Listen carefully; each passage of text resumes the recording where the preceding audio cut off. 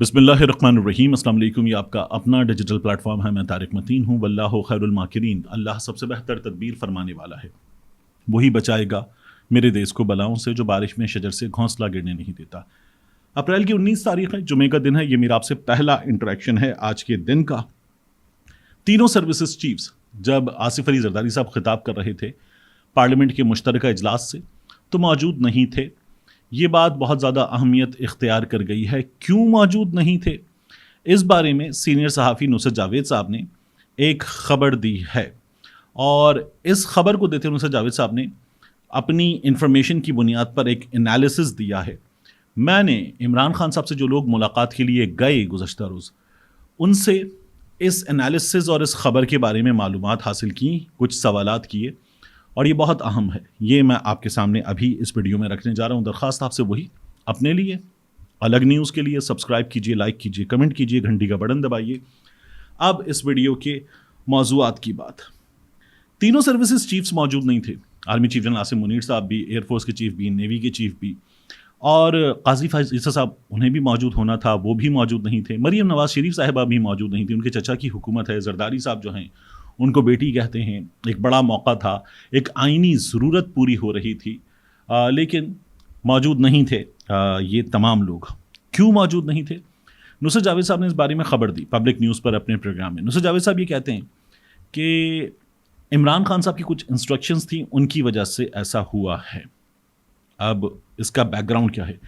नुसरत जावेद साहब गुफ्तगू करते हुए कह रहे थे, जब अदनान हैदर ने उनसे सवाल किया पब्लिक न्यूज़ के शो में कि ये तो बहुत बड़ा एहतजाज था, क्या आपने ऐसा एहतजाज देखा है? आप तो मिड 80s से कवर कर रहे हैं पार्लियामेंट को। तो नुसरत जावेद साहब ने कहा, ये ड्रामा एहतजाज था पीटीआई वालों का, ये एहतजाज नहीं था। एहतजाज जो होना था वो नहीं हुआ, क्योंकि जो इमरान खान साहब की हिदायत थी, असल में तो एहतजाज उसके मुताबिक होना था।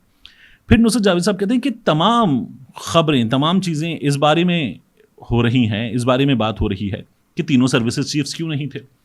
वो ये कहते हैं कि मेरी मालूमात ये है कि इमरान खान साहब ने हिदायत की हुई थी अपनी जमात के अरकान को कि एहतजाज जो सामने आसिफ अली जरदारी साहब खिताब कर रहे थे वहाँ नहीं करना, जहाँ तीनों बैठे हुए होंगे सर्विसेज चीफ्स, उस तरफ रुख करके एहतजाज करना है, नारे उस तरफ रुख करके लगाने हैं। यानी नुसरत जावेद साहब ने ये कहा कि उनके ये अल्फाज नहीं थे एग्जैक्टली। नुसरत जावेद साहब कहने लगे, यानी जरदारी साहब की तरफ मुँह करके एहतजाज नहीं करना, बल्कि अब ये जो आप देख रहे हैं siyaasat.pk का स्क्रीनशॉट जो नुसरत जावेद साहब की गुफ्तगू के हवाले से है, जब ये बल्कि नुसरत जावेद साहब ने कहा तो फिर उसके बात ऑब्वियस उन्होंने कर दी। तो कहते हैं कि ये इन्फॉर्मेशन पहुंची और फिर उसके बाद ये तय किया गया कि नहीं, नामुनासिब है, इसलिए ये नहीं करते। अब ये बहुत बड़ा इजलास होता है, तमाम सुफरा इसमें मौजूद होते हैं, हाई कमिश्नर्स मौजूद होते हैं, अहम तरीन शख्सियात मौजूद होती हैं, वज़राए आला मौजूद होते हैं। तो इस मौके पर ना होना, इस बारे में ज़ाहिर है कि बात हो रही है। तमाम प्राइम टाइम शोज़ में इस बारे में बात हुई। मैंने इमरान खान साहब से जो लोग मुलाकात के लिए गए उनसे सवाल किया इस बारे में, और जो मैंने सवाल किया वो मैं आपके सामने रख देता हूँ उन्हीं लफ्ज़ों में जिन लफ्ज़ों में ये बात हुई। मैंने उनसे पूछा, मैंने कहा instructions were passed to parliamentarians to turn faces towards services chiefs and then raise slogans, they got this leak and did not show up. मैंने ये बात की, उनसे सवाल पूछा और मैंने कहा एनी सच इंस्ट्रक्शंस? उन्होंने कहा नो। फिर मैंने उनको बताया। नुसरत जावेद साहब gave this analysis on public news in his show.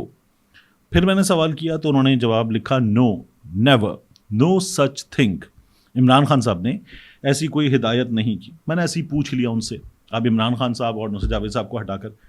मैंने कहा फिर क्यों नहीं आए, ये हो सकता था क्या?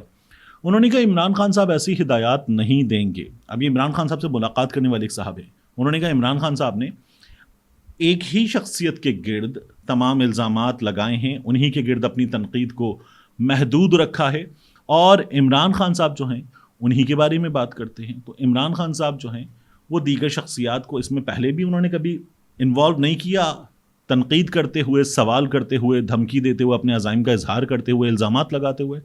अब भी नहीं करेंगे, हम नहीं कर रहे। तो ऐसा कुछ नहीं हुआ, ये उन्होंने बताया। यानी ये मेरा उनसे सवाल था, तो उसके जवाब में उन्होंने ये बताया। मैंने कहा ठीक।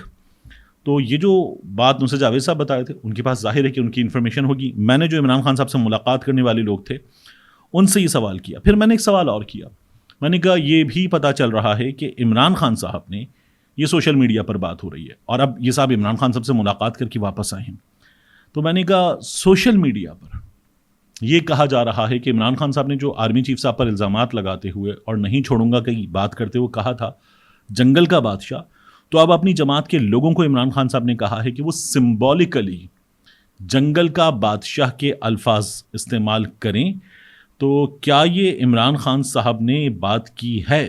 انہوں نے کہا یس. پہلے والی بات پہ انہوں نے نو کر دیا تھا، اس بات کے جواب میں انہوں نے کہا یس. میں نے کہا ٹھیک. میں نے کہا تو کیا وہ نام لے کر بات کریں گے؟ کہنے لگے نہیں سمبولیکلی. میں نے کہا ٹھیک. تو اب عمران خان صاحب کی جماعت کے لوگ یہ بات کریں گے یا نہیں کریں گے، دیکھنے کی چیز ہے. مجھے یہ لگتا ہے کہ سمبولیکلی بھی یہ بات کرنے والے لوگ جو عمران خان صاحب کی جماعت کے ہیں نہیں ہیں، کیونکہ انہیں یہ لگتا ہے کہ ان کے لیے یہ بات کرنا ممکن نہیں ہے، اور یہ میری رائے ہے کہ وہ نہیں کریں گے. اس کے بعد وی نیوز پر ایک خبر آئی، اسی بارے میں ایک خبر تھی، اور اس خبر میں جو عمران خان صاحب سے ملاقات ہوئی اس کی اہم ترین ڈیٹیلز ہیں. جیسے عمران خان صاحب نے یہ کہا ہے کہ جلسے نہیں کر رہے ہم لوگ، کارکن اس وجہ سے مایوس ہیں، پارٹی کے اختلافات سامنے آ رہے ہیں جو اچھی بات نہیں ہے، جلسے کریں، ایکٹیویٹی کریں، کارکنوں کو انوالو کریں، میرا پیغام کارکنوں تک پہنچائیں، اختلافات خود بخود ختم ہو جائیں گے. عمران خان صاحب سے جو لوگ ملاقات کے لیے گئے ان میں کون کون شامل تھا؟ ان میں تھے سینیٹر شبلی فراز، رؤوف حسن صاحب ترجمان ہیں، مشیر خزانہ مزمل اسلم صاحب، نعیم حیدر پنجوتا صاحب جو نوجوان وکیل ہیں، صاحبزادہ حامد رضا صاحب سنی اتحاد کونسل والے، شیخ وقاص اکرم صاحب اور عاطف خان صاحب، یہ ملاقات کے لیے گئے. ان کے ناموں کی عمران خان صاحب نے منظوری دی تھی، مگر جیل انتظامیہ نے شیخ وقاص اکرم صاحب ان کو ملاقات کی اجازت نہیں دی.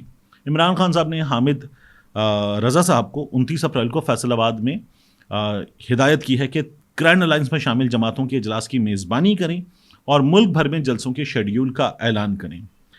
اب عمران خان صاحب سے جو لوگ ملاقات کرنے گئے انہوں نے بتایا کہ آپ کو یہ پتہ چل رہا ہے نا کہ وہاں پر اب حالات کیا ہیں، کس طرح سے ملاقات ہو رہی ہے، شیشے لگا دیے گئے، ریکارڈنگ ہو رہی ہے وغیرہ وغیرہ. تو انہوں نے کہا کہ سختیاں اور بڑھ گئی ہیں.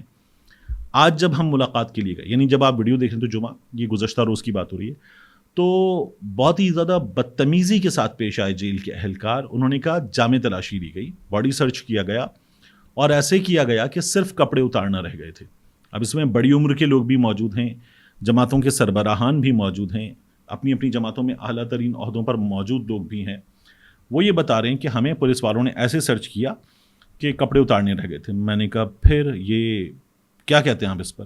کہ لیں کیا کہیں، وہ پولیس والے بھی جو ہے وہ بالکل قریب ہو کر کہہ دیتے ہیں کہ سر جی کی کریے، مجبوری ہے، سانو کیا گیا ہے. تو وہ یعنی وہ یہ بات کرتے ہیں کہ ہمیں کہہ دیا گیا ہے. اور اب جو عمران خان صاحب سے ملاقات ہوئی، ایک شیشہ تھا، ارد گرد تیز روشنی والی جو لائٹس تھیں وہ نصب تھیں. 40 منٹ کی ملاقات ہوتی، عام طور پر ذرا بڑی ہو جائے ملاقات تو کوئی پرابلم نہیں ہوتا، لیکن اب 40 منٹ ملاقات کے ختم ہوئے اور جیل اہلکاروں نے کہا نکلیں، جلدی نکلیں، جائیں یہاں سے.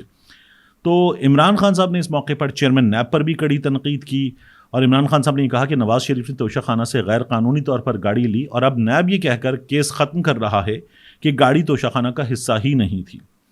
تو عمران خان نے چیئرمین نیب کے خلاف مقدمات بنانے اور ملاقاتوں کے لیے منظور کردہ ناموں کو اجازت نہ دینے کے حوالے سے بھی عدالت میں درخواست دینے کی ہدایت کر دی ہے.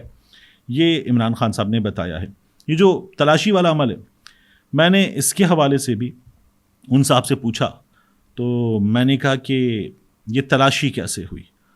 تو انہوں نے جو جملہ لکھا وہ جملہ تھا کہ we all were not checked in any dignified manner. not checked in any dignified manner یعنی بہت ہی بدتمیزی کی گئی ہے. یہ آپ کو اس گفتگو سے پتہ چلتا ہے. تو یہ عمران خان صاحب کے ساتھ جانے والے لوگوں کے ساتھ جیل میں ہوئی ہے. اب میں آپ کو ایک اور چیز بتاؤں کہ عمران خان صاحب کی جماعت کا یہ امتحان ہے. آپ اس امتحان کے حوالے سے ایک اور چیز دیکھیے کہ شیر افضل مروت صاحب نے، شہریار آفریدی صاحب نے، گلگت بلتستان کے وزیر اعلیٰ جو ہیں خالد خورشید صاحب، انہوں نے، ان کے ساتھ سلمان اکرم راجہ صاحب نے مختلف شہروں میں پنجاب کے، تلہ گنگ ہوا، قصور ہوا، لاہور ہوا، اس کے علاوہ دیگر شہروں میں مختلف حلقوں میں یہ جو ضمنی انتخابات کا مارکہ ہونے جا رہا ہے اس کے حوالے سے مہم چلائی ہے. یعنی باجوڑ سے لے کر لاہور تک یہ مہم چلائی ہے اور بھرپور انداز میں چلائی ہے. تو پنجاب میں انہوں نے جلسے وغیرہ سب کر کے دکھا دیے. ظاہر ہے کہ جلسے وہ شان و شوکت والے جلسے نہیں تھے, لیکن سائزبل نمبر پولیس کے ریڈز کے باوجود, پولیس کے آنے کے باوجود, روکنے کے باوجود بہت بڑی تعداد میں لوگ آئے نکلے.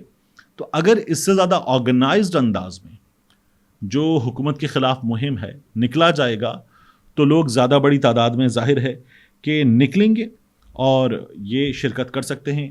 یہ کوئی اتنا بڑا اتنا مشکل ٹاسک پاکستان تحریک انصاف والوں کے لیے نہیں ہوگا, یہ کیا جا سکتا ہے. یہ مختلف رہنماؤں نے کر کے دکھا دیا ہے. اب اس سے پہلے کہ میں کہوں آپ سے ملتے ہیں اگلی ویڈیو میں انشاءاللہ.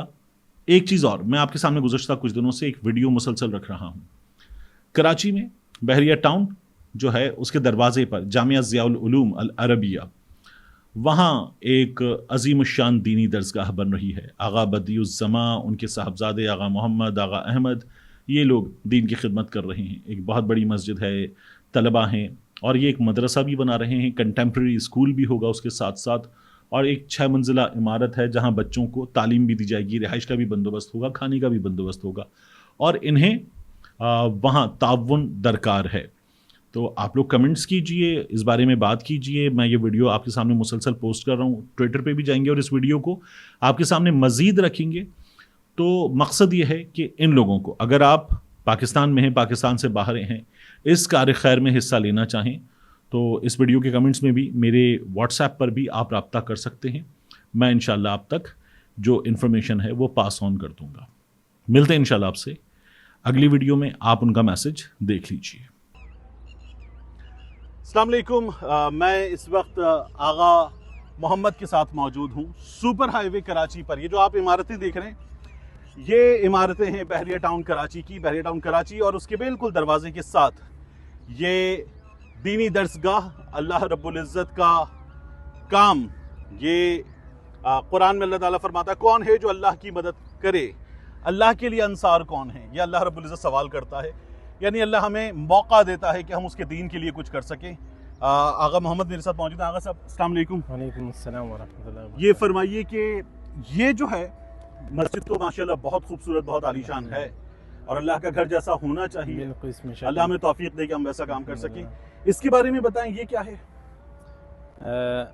جی طارق صاحب, یہاں کی سب سے پہلے پس منظر تھوڑا سا میں آپ کو خلاصتاً بتا رہا ہوں. یہاں پر جب ہمارا آنا ہوا 1996 میں, 1996 سے لے کر 2010 تک ہم خیموں میں رہتے تھے. ٹھیک. تو بہت ہی مشکل زندگی بسر کیا. تو حضرت آغا صاحب کے والد صاحب ہمارے دادا آغا صاحب کو بار بار یہ کہتے تھے کہ آپ چند لمحے تک صبر کر لیں, یہ جنگل ہے, یہ منگل ہی بنے ہیں. ٹھیک. تو پہلے تو یہ تھے کہ ہم تھوڑے سے آزاد تھے. آزاد سے مطلب یہ تھے کہ شہر سے دور تھے, اتنے بوجھ اور زیادہ ذمہ داری ہمارے سر پر نہیں تھے. تو ابھی جب شہر ہی آ گیا تو ہمارے ایک ارادہ ہے, ایک فکر ہے, ایک سوچ ہے, یہاں پر ہم ایک ایسا عظیم دینی درسگاہ بنائے ہیں جس میں دینی تعلیم بھی ہو اور عصری تعلیم بھی ہو, اور مخلوق کے لیے ایک خدمت ہو, اور اللہ تبارک و تعالیٰ اس دین کو مزید پھیلا ہے. تو یہاں اس کے لیے ہم نے ایک تعمیر شروع کیا جو 6 منزلہ پر مشتمل ہے. تو ہم سے 6 منزلیں ہوں گی, 6 سٹوریز. جی, تو ہم سے جتنا ہو سکتے ہم تو خود لگے ہوئے ہیں. تو مزید بھی اللہ تبارک و تعالیٰ ان لوگوں کو خدمت کرنے کی توفیق دے جو خدمت کر رہے ہیں, جن اللہ نے نوازا, جن کو اللہ نے نوازا ہے. تو میں امید رکھوں گا کہ انشاءاللہ ہر. اچھا مجھے یہ بتائیے کہ یہ جو 6 منزلہ یہ حصہ ہے, جی, اس حصے میں اسٹوڈنٹس کی رہائش بھی ہوگی اور ان کی تعلیم کی کلاسز کی رہائش بھی ہوگی اور ان کی تعلیم بھی ہوں گی. کم از کم تقریباً ہم 2000 طلباء کو یہاں پر قیام پذیر کر لیں گے. تو انشاءاللہ بہت ہی فائدہ ہوگا. میں تو ساتھیوں کی کہتا ہوں آ جاؤ, مل جل کر کے اس کام کو آگے بڑھائیں. اچھا, اس کی جو لاگت شروع سے اب تک مکمل اندازہ لگایا گیا ہے وہ کتنا ہے, کتنا لگ چکا ہے, کتنا باقی ہے؟ تقریباً 25 کروڑ روپے اس کی لاگت ہیں. اندازاً ابھی جو لگا ہے 3 کروڑ تک خرچہ ہو چکا ہے. ٹھیک. اور مجھے بتائیے یہ جو یہاں پر 6 منزلہ عمارت ہے یہ کتنے ایریا پر ہے؟ یہ تقریباً 44,000 فٹ پر ہے. 44,000 فٹ پر ہے. ٹھیک. اور یہ جو پورا کمپلیکس ہے سڑک سے یہاں تک यहाँ पर पूरा इदारा तकरीबन 9 एकड़ पर मुश्तमिल 9 है। एकड़ पर, पहले जो 15 एकड़ थे अब 9 एकड़ पर है। ٹھیک, تو यहाँ پر ایک دینی ادارہ اور ایک ساتھ ساتھ اس کے ساتھ ایک اسکول اور ایک مزید ایک کالج کی ارادہ بھی ہمارے ہیں۔ تو بسا اوقات سب کچھ تو ہم ذمہ داری پہ نہیں لے سکتے ہیں کہ سب کچھ ہم خود ہی کر لیں، بالکل تو ساتھ ساتھ چلنے والے ہوں تو پھر انشاءاللہ گاڑی چلے گا انشاءاللہ انشاءاللہ۔ تو اللہ تبارک و تعالیٰ ان لوگوں کو بھی جزائے خیر دے، دعا جو کریں ہمارے گے۔ ساتھ مل جل کے میں خود یہاں پر آپ نے حکم دیا تو میں حاضر ہوا، اور کچھ اور دوستوں کو بھی انشاءاللہ یہاں پر لے کر آئیں گے۔ جزاک اللہ خیر۔ اللہ تعالیٰ توفیق دے سب کو کہ وہ اس کام میں حصہ ڈالیں، آمین۔ اور کوشش ہم بہتر سے بہتر کرنے کی کوشش کریں گے۔ جزاک اللہ خیر۔ تھینک یو سو مچ۔ ٹھیک ہے، السلام علیکم۔